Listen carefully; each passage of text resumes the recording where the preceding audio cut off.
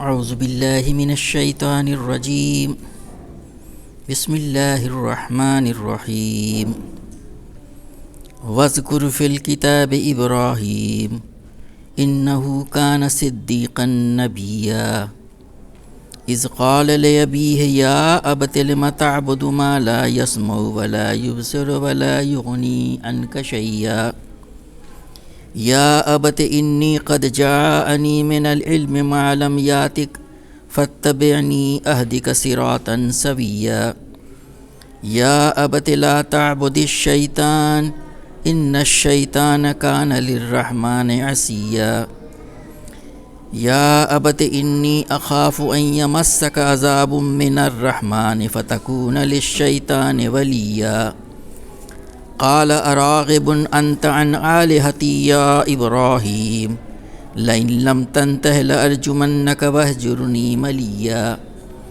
قال سلام علیک سأستغفر لك ربی انہ کان بی حفیا واعتزلکم وما تدعون من دون اللہ وادعوا ربی عسى ألا أكون بدعاء ربي شقيا فلما اعتزلهم وما يعبدون من دون الله وهبنا له إسحاق ويعقوب وكلا جعلنا نبيا ووهبنا لهم من رحمتنا وجعلنا لهم لسان صدق عليا صدق اللہ العظیم۔ یہ سورہ مریم کے دوسرے رکوع کی 10 آیات تلاوت کی گئی ہیں، 41 تا 50۔ ان آیات کریمہ کا ترجمہ اس طریقے سے کیا گیا ہے، اور اس کتاب میں ابراہیم کا قصہ بیان کرو، بے شک وہ ایک راست باز انسان اور ایک نبی تھا۔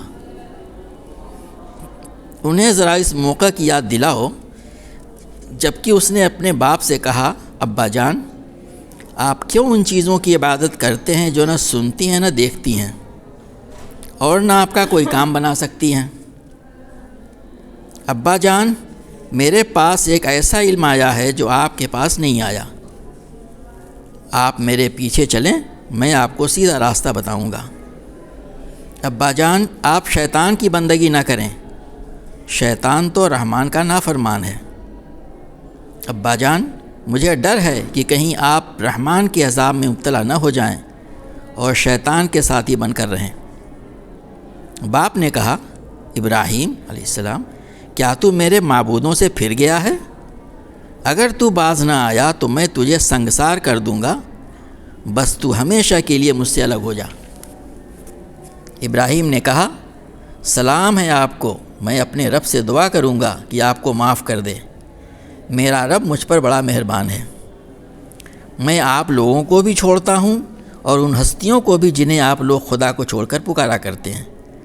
میں تو اپنے رب کو ہی پکاروں گا، امید ہے کہ میں اپنے رب کو پکار کر نامراد نہ رہوں گا۔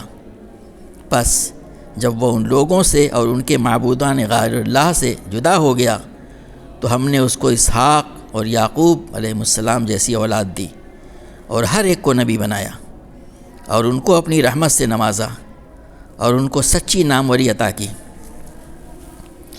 اس کے پہلے کے رکوع میں جو دوسری رکوع گزری ہے، حضرت زکریا علیہ السلام، حضرت یحییٰ علیہ السلام اور حضرت عیسیٰ ابن مریم علیہ السلام کا ذکر بیان ہوا۔ حضرت یحییٰ علیہ السلام کے بارے میں بتایا گیا تھا کہ وہ ایک طور سے تمہید کے طور پہ مبعوث کیے گئے تھے، کہ جس طریقے سے ان کی ولادت ایک معجزانہ طور پر تھی کہ ایک ضعیف ترین والدین سے اللہ نے ان کو پیدا کیا تھا۔ تو جب یہ ممکن تھا اور ہوا تو اللہ تعالیٰ نے بتایا کہ اسی طرح ہم نے عیسیٰ علیہ السلام کو، عیسیٰ ابن مریم کو ہم نے بے باپ کے پیدا کیا۔ اور یہ بات بڑی اہم ہے اسی کی تردید کے لیے جو انہوں نے ٹرینٹی کا تصور قائم کر رکھا ہے، اور جیسا میں بتاتا ہوں کہ 240 کروڑ کی آبادی یہ مانتی ہے، 3 in 1 1 in 3 کیسے بھی کہتے رہا کرتے ہیں۔ تو قرآن کہتا ہے کہ یہ ہے حق بات جو ہم بتا رہے ہیں، جو اللہ تعالیٰ بتا رہا ہے۔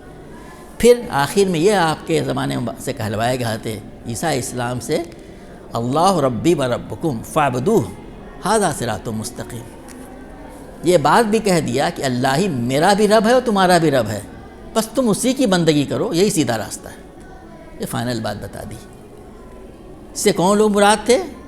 عیسائی، جن کی تعداد میں نے آپ سے بتائی۔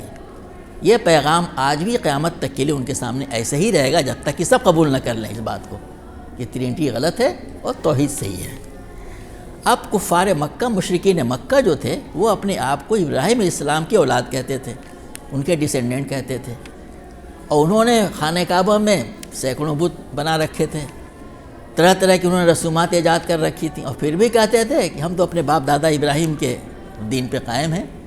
تو قرآن پاک اب ان کو مخاطب کرتا ہے۔ یہ ٹیمپورل بات ہے، اس وقت کے لیے ایسے ہی تھا، لیکن ایسا نہیں کہ انہی کو مخاطب کر کہا گیا ہے، آج بھی دنیا کے تمام مشرکین کے لیے ہی پیغام ہے۔ تو انہوں نے ان کو کہا تھا حضرت ابراہیم علیہ السلام تو اپنے باپ دادا کے دین کو چھوڑ کر کے، گھر کو چھوڑ کر کے ہجرت کر گئے تھے، وہ کہاں چلے گئے تھے؟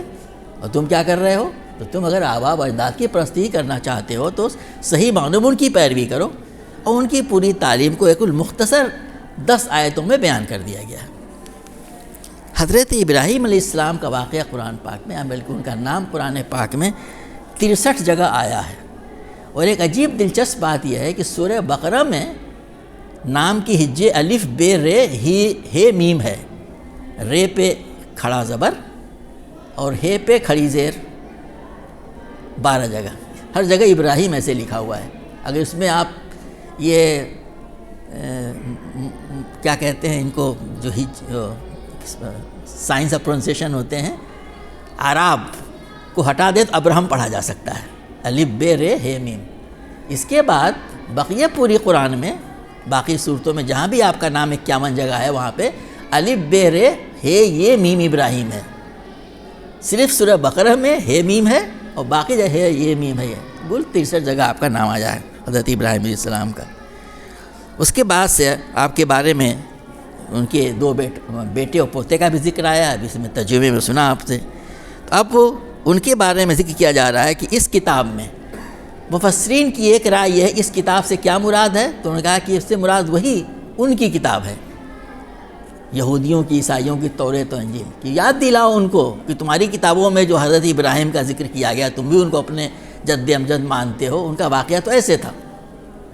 اور مفسرین کے دوسری رائے کہتی وہ بھی صحیح ہے، اس کتاب میں، قرآن پاک میں آپ کا ذکر کرو، صحیح واقعہ کو بیان کرو کہ حضرت ابراہیم علیہ السلام کی سیرت کیا تھی۔ تو کہا جا رہا ہے وَذْكُرْ فِي الْكِتَابِ ابراہیم، اس کتاب میں ابراہیم علیہ السلام کا قصہ بیان کرو، ان کا ذکر کرو، ان کی یاد دہانی کراؤ۔ اِنَّهُ كَانَ صِدِّيقًا نَبِيًّا، وہ ایک راست باز انسان اور ایک نبی تھا۔ آپ کے بارے میں 2 باتیں کہی گئی ہیں، ایک تو کہا کہ صدیق، صدیقاً نبیہ، آگے 6 آیتوں کے بعد سے حضرت ادریس علیہ السلام کے بارے میں پھر آئے گا، وَاذْكُرْ فِي الْكِتَابِ ادریس اِنَّهُ كَانَ صِدِّيقًا نَبِيًّا۔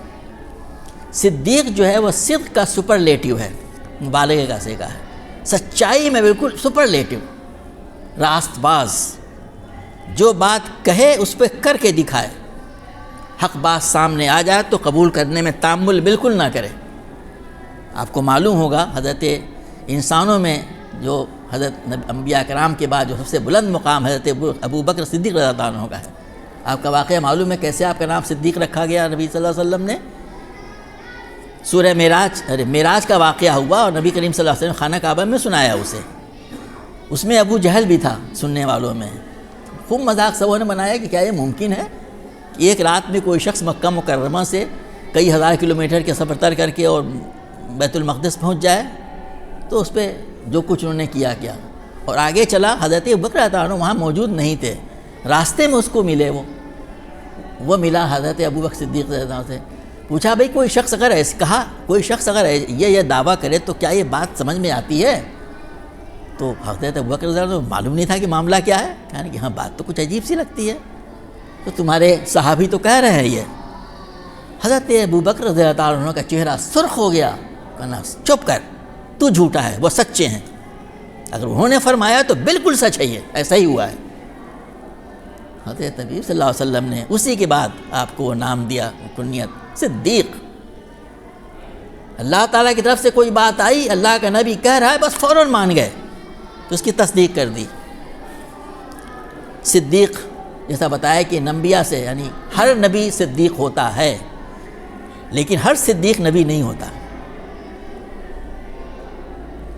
حضرت یعنی ابوبکر صدیق کا ذکر کیا گیا۔ خواتین میں قرآن پاک میں صرف ایک نام ہے جس کو کہ صدیقہ کہا گیا ہے، حضرت مریم علیہ السلام کو۔ قرآن پاک میں آتا ہے مل مسیح ابن مریم الا رسول قد خلت من قبلہ الرسل وامہ صدیقۃ کانا یاکلان الطعام۔ اور اس کی ماں جو تھی حضرت مسیح ابن مریم کی یعنی ماں مریم علیہ السلام، وہ ایک صدیقہ تھی۔ ان کے بارے میں صرف قرآن میں ایک جگہ کہا گیا صدیقہ، ان کے لیے لفظ استعمال کیا گیا۔ تو یہ ہے صدیق کا، تو کہا گیا کہ وہ ایک راست باز انسان تھا۔ کیسا راست باز تھا؟ قرآن پاک دوسرے مقامات پہ آتا ہے اللہ تبارک و تعالیٰ کو کس کس آزمائشوں سے گزارا۔ کوئی معمولی آزمائش تھی، اللہ تعالیٰ خود کہتا ہے ہم نے اس کو بہت سارے آزمائشوں سے گزارا جس میں پورا اترا، تو راست باز تو ہی کہلائے گا، وہ ہر امتحان میں پورے اترے۔ کہا کہ وہ صدیق تھا اور نبی تھا۔ اذ قال لابیہ یا ابت لم تعبد ما لا یسمع ولا یبصر ولا یغنی عنک شیئا۔ اب ابراہیم علیہ السلام کا اپنے باپ سے مکالمہ بیان کیا جا رہا ہے، کس طریقے سے انہوں نے اپنے مشرک باپ کو جو بت گر بھی تھا اور بت فروش بھی تھا، نام اس کا آزر۔ ہمارے مفسرین نے کچھ کنفیوژن کہیں پہ کریٹ کیا ہے اور کہا ہے، لکھا ہے غالباً اسرائیلیات سے متاثر ہو کر کے کہ حضرت آزر آپ کے باپ نہیں تھے بلکہ وہ چچا تھے، آپ کے باپ یہ کام نہیں کرتے، انہوں نے یہ کہا ہے۔ قرآن صراحت کرتا ہے سورہ انعام میں وَإِذْ قَالَ إِبْرَاهِيمُ لِأَبِيهِ آزَرَ أَتَتَّخِذُ أَصْنَامًا آلِهَةً إِنِّي أَرَاكَ وَقَوْمَكَ فِي ضَلَالٍ مُبِينٍ۔ تو مفسرین نے لکھا ہے کہ یہاں پہ اللہ تعالیٰ جو کہہ رہا ہے کہ اور ابراہیم علیہ السلام نے جیسے کہا اپنے باپ سے آزر سے کہ کیا تو نے معبودوں کو، تو نے جو بتوں کو خدا بنا لیا ہے، تو وہاں پہ آزر نام اسی لیے اللہ تعالیٰ نے دیا غالباً کہ اس کی وضاحت ہو سکے کہ نہیں آزر ہی ان کا باپ تھا جو بت گر تھا وہ۔ تو یہاں پہ کہا ہے کہ حضرت ابراہیم السلام کے والد آزر تھے، وہی بت پروری کا کام کرتے تھے، تو انہوں نے اپنے باپ کو کتنے محبت سے، اس سے ایک سبق یہ ملتا ہے کہ کس طریقے سے اپنے باپ کو بھی اپنے والوں کو بھی عزت سے ادب سے پکارنا چاہیے، بار بار مخاطب کرنا چاہیے۔ چنانچہ انہی آیتوں میں 4 بار یا ابت یا ابت۔ اب جو ہم اردو میں کہتے ہیں یا ابا جان یا میرے پیارے ابا جان، جو بھی ہم نام لیا کرتے ہیں، تو انہوں نے کہا یا ابت اس قالہ، جب کہ اپنے اس نے باپ جب یاد کرو اپنے باپ سے کہا یا ابت، اے میرے باپ جان ابا جان، آپ کیوں ان چیزوں کی پرستش کرتے ہیں جو نہ تو سن سکتی ہیں اور نہ دیکھ سکتی ہیں اور نہ آپ کا کوئی کام بنا سکتی ہیں، نہ سن سکتی ہیں نہ دیکھ سکتی ہیں۔ یہاں پہ کہا گیا ہے لِمَ تَعْبُدُ مَا لَا يَسْمَعُ، ماں سے مطلب نکلتا ہے کہ وہ بے جان چیزیں، بت بے جان ہوتے ہیں، لکڑی کے بتوں پتھر کے ہوں یا جس کو سونے چاندی کے بنا لیے جائیں، تو نہ تو سن سکتے ہیں نہ دیکھ سکتے ہیں اور کوئی کام بھی نہیں بنا سکتے ہیں۔ ان کی آپ پرستش کیوں کرتے ہیں؟ ان کی بندگی کیوں کرتے ہیں؟ ان کی پوجا پاٹ آپ کیوں کرتے ہیں؟ کتنے محبت سے پیار کے کہا، اور دلیل کیا دی؟ نہ سن سکتے ہیں نہ دیکھ سکتے ہیں اور نہ کسی کام کو بنا بگاڑ سکتے ہیں، کچھ نہیں کر سکتے وہ۔ کیا کسی بت پرست سے پوچھ لیں آپ ان کرنے کے بارے میں، کیا وہ جواب اس کا پازیٹیو میں دے گا؟ Never never. عقیدہ ہمارا، ہماری آستھا ہے، ہم مانتے ہیں کرنے کے لیے۔ پھر آپ فرماتے ہیں یا ابت انی قد جاءنی من العلم ما لم یاتک فاتبعنی اہدک صراطا سویا۔ پھر آپ اسی طرح سے مخاطب کرتے ہیں ابا جان، میرے پیارے ابا جان، میرے پاس ایک ایسا علم آیا ہے جو آپ کے پاس نہیں آیا۔ اپنے اس علم کا حوالہ دیتے ہیں جو آپ کے نبی ہونے کی حیثیت اللہ تعالیٰ جسے آپ کو سرفراز کیا ہے۔ کہا جا سکتا ہے، ظاہر ہے کہ آج کل ہماری جو نیکسٹ جنریشن ہوتی ہے ہر جگہ ہوتی ہے، اس سے زیادہ جانتی ہے بہت سی چیزوں کے بارے میں، مجھ سے پوچھتا آدمی بتاتا ایسا ہے ایسا ہے۔ تو میرے پاس وہ علم آیا ہوا ہے، وہ نورانی نور آیا ہوا ہے جو اللہ تبارک تعالیٰ پہ، جو آپ کے پاس نہیں آیا۔ بس آپ میری اتباع کریں، میرے پیچھے چلیں۔ بہت محبت سے بہت پیار سے کہا میری اتباع کریں، میرے پیچھے چلیں، میں آپ کو صراطاً سویہ پہ لے چلوں گا۔ یہاں پہ صراط مستقیم نہیں کہا گیا ہے، صراطاً سویہ، سویہ جو اس کے پہلے لفظ آ چکا ہے حضرت مریم السلام کے بیان میں، یعنی ایسی جس میں کہ کوئی ٹیڑھ نہ ہو، کوئی کج نہیں ہو، بالکل اسٹریٹ، بالکل اس میں کسی قسم کا کوئی مغالطہ نہ ہو، کوئی کنفیوژن نہیں کہ غلط راستے پہ لے جائے گا۔ وہ راستہ جو اللہ تعالیٰ کی رضا کی طرف جاتا ہے، اللہ کی رضا کیا ہے؟ الٹیمیٹ وہ جنت ہے، اس کی خوشی جو ہے ادھر لے جاتا ہے۔ میں آپ کو ایسے راستے کی طرف رہنمائی کروں گا، آپ میرے پیچھے چلیں، میری بات مانیں آپ۔ میرے پاس وہ علم ہے جو آپ کے پاس نہیں ہے، اس کے علم کا حوالہ دیا جاتا ہے۔ ظاہر ہے آپ نے بہت ساری باتیں سمجھانے کے لیے کہی گئی ہوں، قرآن پاک تو اختصار سے بات کہتا ہے، کس محبت سے، کس پیار سے، کس دل سوزی سے آپ نے بات کہی۔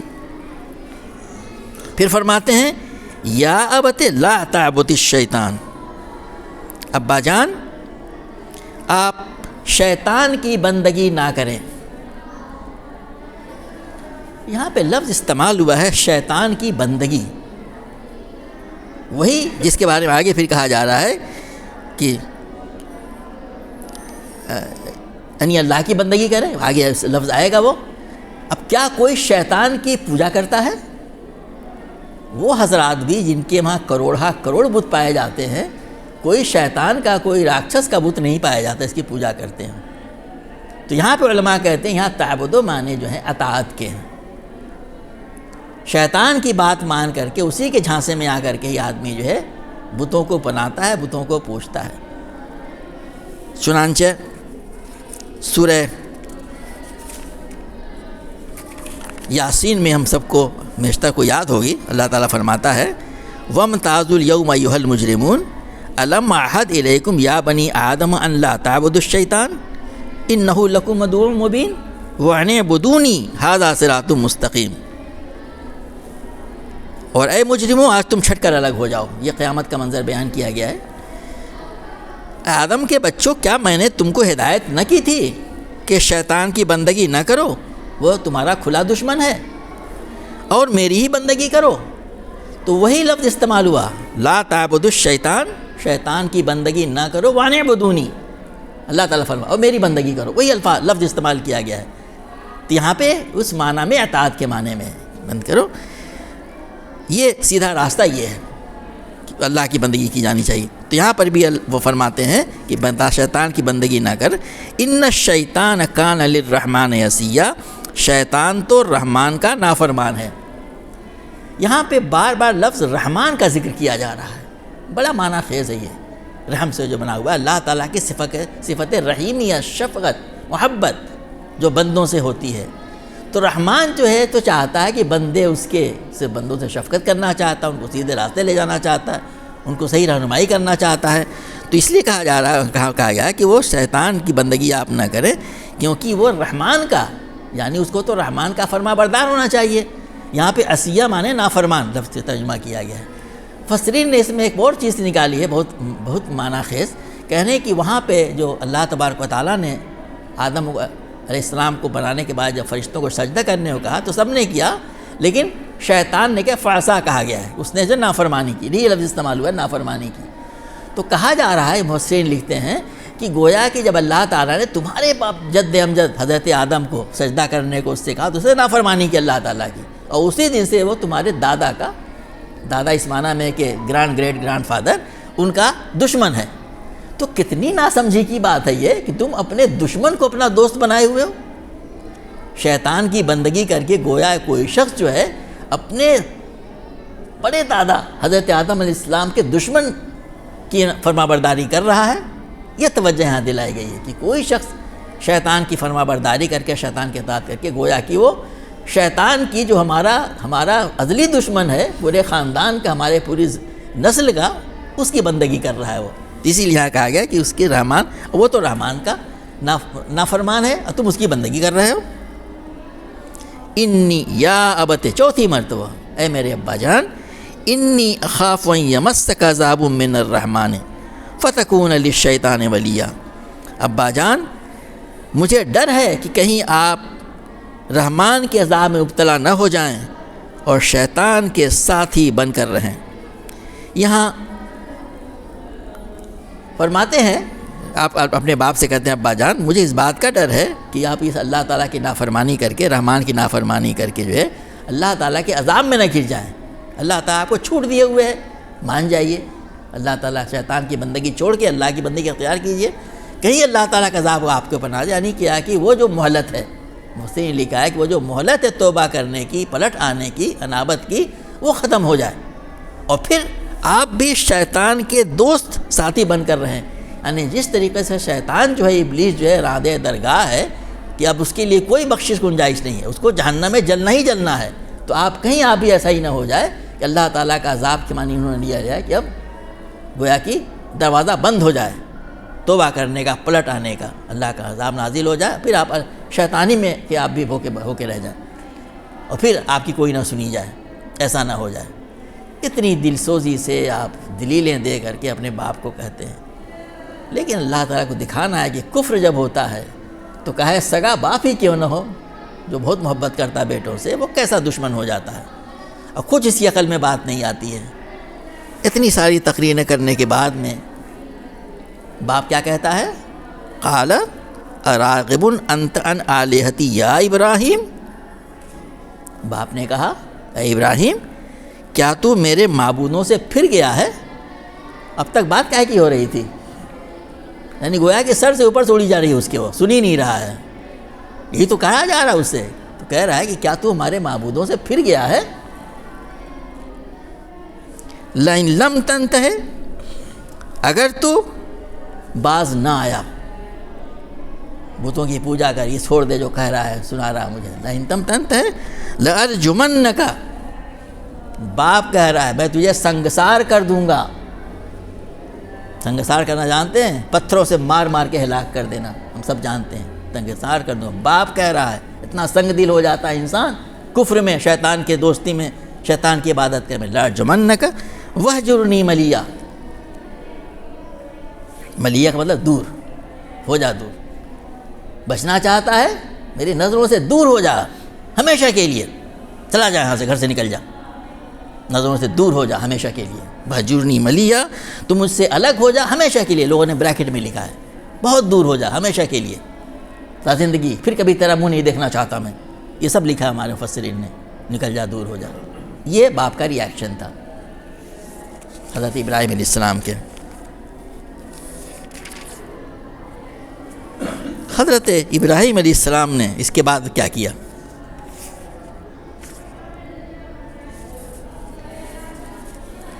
کیا انہوں نے کمپرومائز کر لیا؟ حضرت ابراہیم علیہ السلام کس گھر کے بیٹے تھے؟ آزر جو تھا بتایا جاتا ہے کہ وہ اس وقت کا جو بادشاہ تھا اس کے قریبی تھے، وہ پیسے والے گھر کے آدمی تھے. وہ معمولی یہ آزمائش ہوتی ہے، کوئی آدمی گھر سے نکل جانا پڑے اسے ہو. لیکن توحید پر آپ کاربند ہیں. اللہ نے آپ کو صدیق کہا ہے، اور یہاں پہ فرمایا جا رہا ہے کہ انہوں نے اس سے کہا کہ تو نکل جا یہاں سے. تو خود کہتے ہیں قال سلام علیک. یہ سلام علیک جو ہے وہ کسی سے جو ہے آدمی تعلق ختم کرتا ہے اس وقت کرتا ہے. بھائی کسی سے بات ہو رہی ہے، اچھا بھائی ٹھیک ہے السلام علیکم، بس آگے بات نہیں بڑھانا چاہتے. ہم کہتے ہیں نہیں کہتے ہماری مولدال کی زبان میں. تو اس کی قرآن میں 2 مثالیں اور دی جا سکتی ہیں. وَإِذَا خَاطَبَهُمُ الْجَاهِلُونَ قَالُوا سَلَامًا، یہ سورہ فرقان میں آیا ہوا ہے. وَعِبَادُ الرَّحْمَنِ الَّذِينَ يَمْشُونَ عَلَى الْأَرْضِ هَوْنًا وَإِذَا خَاطَبَهُمُ الْجَاهِلُونَ قَالُوا سَلَامًا. اور جاہل ان کے منہ کو آئیں تو کہہ دیتے ہیں بھائی تم کو سلام، آگے نہیں. بس سورہ قصص میں ہے وَإِذَا سَمِعُوا اللَّغْوَ أَعْرَضُوا عَنْهُ وَقَالُوا لَنَا أَعْمَالُنَا وَلَكُمْ أَعْمَالُكُمْ سَلَامٌ عَلَيْكُمْ لَا نَبْتَغِي الْجَاهِلِينَ. اور جب لغو اور بیہودہ بات سنی تو یہ کہہ کر ان سے راہکش ہو گئے، کنارہ کش ہو گئے کہ ہمارے اعمال ہمارے لیے، تمہارے اعمال تمہارے لیے، تم کو سلام ہے. ہم جاہلوں کے ساتھ طریقہ اختیار نہیں کرتے. تو جب کسی سے بہت بات بڑھ جائے بھئی آپ کے اعمال ہم آپ کے، ہمارے اعمال ہمارے، آپ کو سلام، ہم جاہلوں والا ہم طریقہ اختیار نہیں کریں گے، ہم آپ کے لیول پہ نہیں اتریں گے. یہی ہم کہتے ہیں نا، یہی کہا آپ نے، یہاں کہا جا رہا ہے. تو اسی طرح حضرت ابراہیم علیہ السلام نے اپنے باپ سے کہا قال سلام علیک. بہت اختصار میں ایک جگہ ہے آپ کو سلام ہے آپ کو. اور اس کے بعد بھی باپ کو چھوڑنا ہے، آگے آیت آ رہی ہے گھر کو چھوڑنا ہے، لیکن ساستغفر لک ربی. ابھی بھی باپ کے لیے محبت، باپ کے لیے دلچسپی باقی. میں آپ کے لیے رب سے دعا کروں گا کہ آپ کو معاف کر دے. ساستغفر لک ربی، میں آپ کے لیے دعا کروں گا اللہ آپ کو معاف کر دے. انہ کان بی حفیہ، میرا رب مجھ پر بڑا ہی مہربان ہے، امید ہے کہ میں آپ کے بارے میں دعا کروں گا اللہ تعالیٰ سے کہ آپ کو معاف کر دیں۔ یہ باپ بیٹا جو ہے ان سے ترک کر کے وہاں سے ہمیشہ کے لیے الگ ہونا چاہتا ہے، تب کہہ رہا ہے کہ میں آپ کے لیے دعا کرتا رہوں گا۔ قرآن پاک میں آتا ہے کہ اس کے لیے آپ مستقل دعا کرتے رہتے تھے، جیسا کہ آپ نے وعدہ کیا، سأستغفر لک ربی انہ کان بی حفیہ۔ لیکن سورہ توبہ کی 114 نمبر کی آیت ہے جس میں نبی کریم صلی اللہ، اس کے 113 نمبر میں ہے، نبی کریم صلی اللہ علیہ وسلم کتنے رحمت للعالمین تھے، آپ منافقین کے لیے بھی دعا کرتے تھے مغفرت کی۔ تو اللہ تعالیٰ فرماتا ہے کہ آپ ان کے لیے 70 مرتبہ بھی دعا کریں تب بھی اللہ ان کو معاف نہیں کرے گا۔ اسی کے بعد بھی آیت میں لکھا گیا ہے کہ ابراہیم کا اپنے باپ کے لیے جو دعا کرنا تھا وہ اس وجہ سے تھا کہ اس نے اپنے باپ سے وعدہ کیا تھا ہم دعا کریں گے، اور پھر آگے کہا گیا حلیم کا لفظ استعمال ہوا ہے کہ ابراہیم تو بڑا حلیم اور بردبار تھا، یعنی وہ فطرتاً ایسے تھے کہ اپنے والد کے لیے مغفرت کے لیے اللہ سے بار بار دعا کرتے رہتے تھے، اور وعدہ بھی تھا اس وجہ سے تھا۔ لیکن جب اس کو پتہ چل گیا کہ نہیں اللہ تعالیٰ کو ناپسند ہے یہ، پھر وہ باز آ گئے۔ یہی بات کہی گئی ہے وہاں پہ۔ تو یہاں پہ کہا گیا اس کو، یہاں پہ اس کا ذکر نہیں ہے، وہ سورہ توبہ میں اس کا ذکر ہے۔ تو کہا ہے کہ آپ فرماتے ہیں کہ میں اللہ تعالیٰ سے آپ کے مغفرت کی دعا کروں گا، میرا اللہ مجھ پہ بہت مہربان ہے، میری سنے گا، وہ امید ہے مجھے۔ اب آگے کیا فرماتے ہیں؟ آپ نے کیا کہا؟ مجھ سے ہمیشہ کے لیے دور ہو جا۔ وہ کیا کہتے ہیں؟ وَأَعْتَزِلُكُمْ، میں آپ لوگوں کو بھی چھوڑتا ہوں۔ خود کہہ رہے ہیں میں چھوڑتا ہوں، میں نہیں رہ سکتا اس کفر کے ماحول میں۔ وَأَعْتَزِلُكُمْ، پہلے یہ کہا گھر کو، پورے خاندان کو، پورے لوگوں کو، وَمَا تَدْعُونَ مِن دُونِ اللَّهِ، اور ان تو کو بھی چھوڑتا ہوں، ان بتوں کو بھی چھوڑتا ہوں، ان لوگوں کو بھی، ان ہستیوں کو بھی جنہیں آپ اللہ کو، خدا کو چھوڑ کر پکارتے ہیں۔ پہلے گھر والوں کو، والدین کے لیے کہا کہ ہم آپ کو چھوڑتے ہیں، اور پھر کہا بتوں کے بارے میں کہ جن کو خدا کو چھوڑ کے آپ دوسری ہستیوں کو پکارتے ہیں، ان سب کو میں نے چھوڑا۔ وَأَدْعُو رَبِّی، اور صرف اللہ کو ہی پکاروں گا یا اللہ کی بندگی کروں گا، یہی معنی لیے جائیں گے۔ میں آپ کو چھوڑتا ہوں، ہم بتوں کو چھوڑتا ہوں، اسے خدا کو چھوڑ کے آپ پوچھتے ہیں، اور میں اپنے آپ کو پکاروں گا، ایک رب کی بندگی کروں گا جو میں آپ کو دعوت دے رہا ہوں۔ وَأَدْعُو رَبِّی، ہر جگہ ربی ربی کا لفظ سمجھ، رب کا، پالن ہار، یعنی اسی ایک کی بندگی ہونی ہی چاہیے جو رب ہے، پالن ہار ہے۔ تو وَأَدْعُو ربی، اور میں تو اپنے رب کی بندگی کروں گا، میں اس کی عبادت کروں گا۔ عَسَىٰ أَلَّا أَكُونَ بِدُعَاءِ رَبِّی شَقِیًّا، امید ہے کہ میں اپنے رب کو پکار کر کے نامراد نہیں ہوں گا۔ اب گھر بار چھوڑ کر کے جا رہے ہیں، آج کل کا سفر نہیں تھا کہ جیب میں آپ موبائل رکھ لیجئے اور جی پے کیجئے اور کہیں پہنچ جائیے، نکل پڑے وہاں سے گھر چھوڑ کر کے، ایک ایسے گھر میں جو کھاتا پیتا گھر سے ہم کہہ سکتے ہیں، اور اللہ کے راستے میں نکل پڑے۔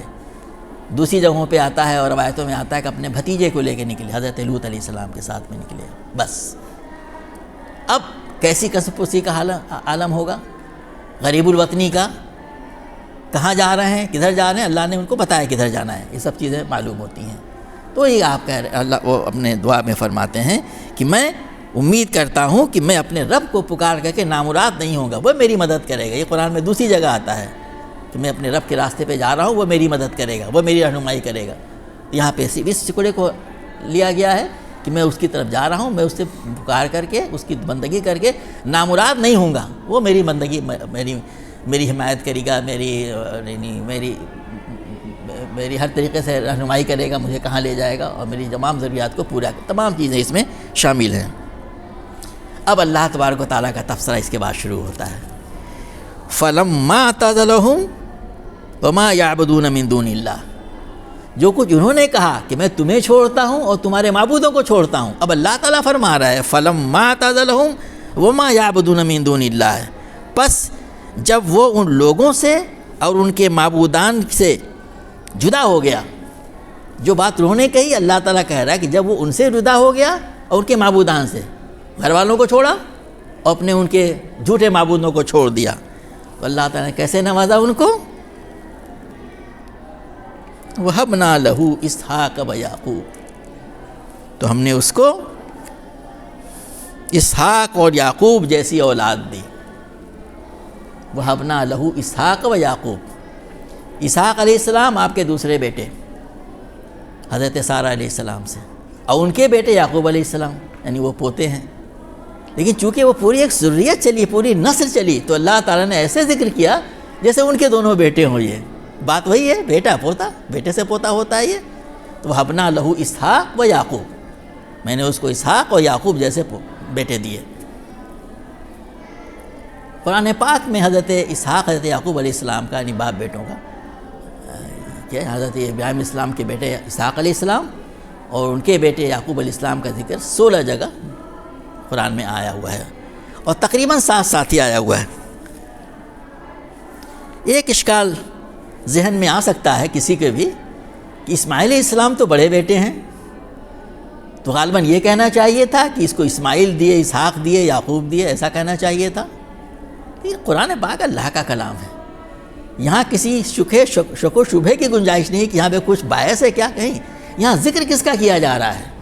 اس خانوادے کا ذکر کیا جا رہا ہے جو ابھی آگے آنے والا ہے، جس میں کہ حضرت اسحاق علیہ السلام، ان کے بیٹے یعقوب علیہ السلام جو اسرائیل بھی کہلاتے ہیں، ان سے ایک پوری سلسلہ چلا انبیاء کرام کا، اور جو سینکڑوں پہ مبنی ہے، اسی لیے حضرت اسحاق علیہ السلام ابو الانبیاء کہلاتے ہیں۔ آگے 6-7 آیتوں کے بعد میں حضرت اسماعیل علیہ السلام کا ذکر الگ سے بالکل آ رہا ہے، اور زیادہ تفصیل سے آ رہا ہے، تو آئے گا الگ۔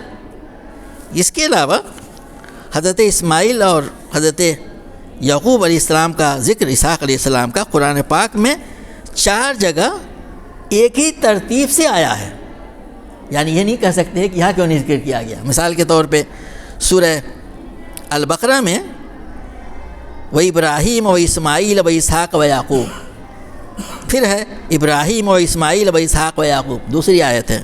پھر ہے علی ابراہیم و اسماعیل و اسحاق و یعقوب، اور پھر ہے الی ابراہیم و اسماعیل و اسحاق و یعقوب، یعنی ہم نے آیت کے ٹکڑے لیے ہیں۔ تو گویا کہ یہ ترتیب حضرت ابراہیم، حضرت اسماعیل، حضرت اسحاق و یعقوب یہ ہے قرآن میں۔ یہاں پہ یعقوب، اسحاق و یعقوب کا ذکر کیا گیا ہے۔ علماء نے یہ لکھا ہے اس کے سلسلے میں کہ وہ حضرت اسماعیل کا ذکر الگ سے ابھی آ رہا ہے، اور یہ اس سلسلے کا ذکر ہے جو حضرت یعقوب علیہ، حضرت اسحاق علیہ السلام سے جو پوری نسل انبیاء کرام کے چلی ہے ادھر کنعان میں، اس کی طرف ذکر ہے۔ اور اسماعیل علیہ السلام بالکل الگ تھے، وہ حضرت عرب میں جس سے ہم واقف ہیں، نبی کریم صلی اللہ علیہ وسلم جس سے آگے چل کے جس میں مبعوث ہوئے، اسی لیے ان کا ذکر یہاں پہ کیا گیا اور کہا گیا ہے ان کو میں نے عطا کیا وَكُلًّا جَعَلْنَا نَبِيًّا، اور ہم نے ان سبوں کو نبی بنایا۔ سبوں سے مطلب ان دونوں کو، یہاں ذکر اسی کا ہے، باقی کا بھی ذکر ہے۔ تو آپ نے جب ان کو چھوڑ دیا، ان کے معبودان باطل کو چھوڑ دیا، اللہ کے راستے میں تمام آزمائشوں پہ کھڑے اترے، تو اللہ تعالیٰ نے کیسے نوازا؟ گھر بار چھوٹا تھا نا وہاں پہ، اب کہاں پہ بیٹا پوتا اور پوری نسل چلا دی۔ ابو الانبیاء کہلاتے ہیں آپ، یہ کہ ہم نے اس کو اس طرح سے نوازا۔ ہمیشہ کے لیے سبق دیا جا رہا ہے کہ اللہ تعالیٰ کے راستے میں آزمائشیں آتی ہیں، ہجرت کرنا پڑ سکتی ہے، جیسا آپ نے کیا، تو اس کے بعد سے اللہ تعالیٰ کیسے نوازتا ہے۔ ایک نسل پوری بلاد عرب میں چلی حضرت ابراہیم علیہ السلام سے جو بعد میں آئی، اور حضرت یعقوب علیہ اسحاق علیہ السلام سے پوری نسل یہاں چلی، تو ہم نے اس کو ایسے نوازا۔ پھر آگے فرما رہا تعالیٰ وَوَهَبْنَا لَهُم مِّن رَحْمَتِنَا وَجَعَلْنَا لَهُمْ لِسَانَ صِدْقٍ عَلِيًّا، اور ان کو اپنی رحمت سے نوازا اور ان کو سچی ناموری عطا کی۔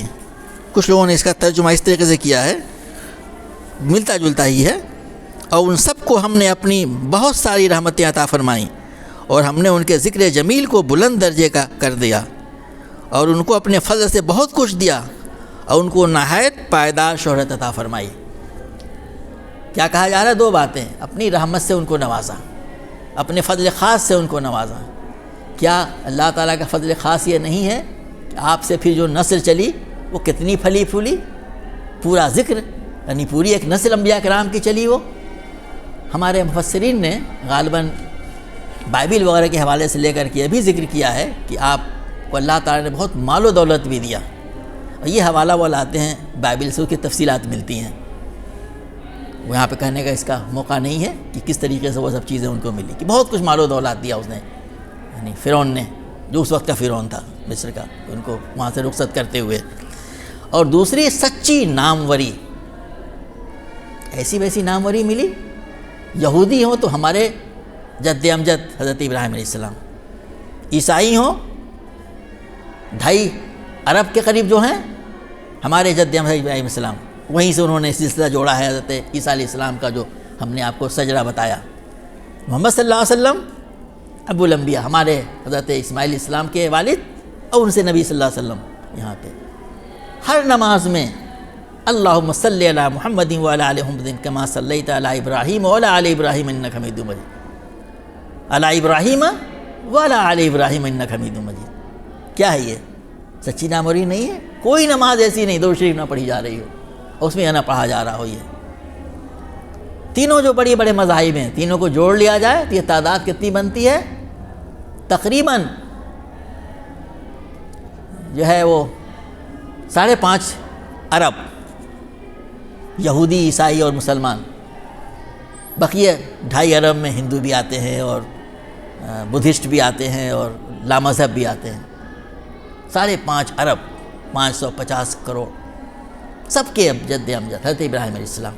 اسی کی طرف اشارہ کیا جا رہا ہے کہ ہم نے اس کو اپنے رحمت خاص سے نوازا، بہت ساری رحمتوں سے اس کو نوازا اور اس کو سچی ناموری عطا کی.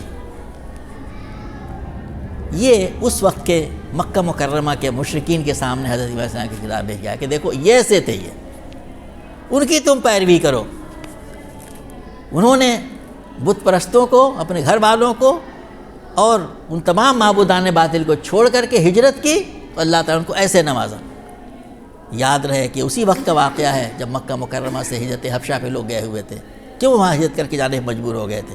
کیونکہ ان کو تنگ کر رہے تھے، پریشان کر رہے تھے، ایک خدا کی بندگی سے ان کو محروم کر رہے تھے. یہ چیز قیامت تک کے لیے دعوت ہمارے سامنے رکھی گئی ہے کہ انسان کو ایک توحید پہ قائم رہنے کے لیے، ایک اللہ کی بندگی کرنے کے لیے کوئی بھی قربانی دینا پڑے تو دے وہ، اور صحیح معنوں میں اس کو حضرت ابراہیم علیہ السلام کو پیروکار ہونا چاہیے، جس کو کہا کہ حنیف کہا گیا ہے. ٹھیٹ تھے بالکل. ان کے بارے میں کہا گیا کہ صدیق کہا گیا ہے. یہی صدیقیت کی صفت ہمارے اندر پیدا ہو جائے، سب کے اندر ہونی چاہیے. ہم کوشش کریں دا بیسٹ کی، صدیقیت کی، امین کی، صادق کی. یہ تمام صفات ان کے اندر میں بدرجہ اتم موجود تھی. اللہ تبارک و تعالی ہم سب لوگوں کے اندر میں یہ صفات پیدا فرمائے جو توحید کی، حنیفیت کی صفات ہیں، حضرت ابراہیم علیہ السلام کی جو صفات تھیں. اور ہمیں اسلام کا سچا پکا پیروکار، اسلام کا پیروکار کیا معنی؟ اللہ تعالیٰ کی بندگی اور عطاعت کا، ہم کو توفیق عطا فرمائے. اور یہ دعوت تو لوگوں تک پہنچنی ہے. اس کے سارے مراحل بیان کر دیے گئے. اس ملک میں بت پرستی کی انتہا ہے، لیکن ایسے ہی ماحول میں پلے بڑھے تھے. انہوں نے کہا کہ نہیں، یہ حق بتایا گیا تھا. یہ جرأت و ہمت ہمیں اپنے اندر پیدا کرنی پڑے گی. اللہ تبارک و تعالیٰ سب کو اس بات سے خدا فرمائے. ربنا تقبل منا انک انت السمیع العلیم وتب علینا انک التواب الرحیم. سبحان ربک رب العزۃ عما یصفون وسلام علی المرسلین والحمد للہ رب العالمین.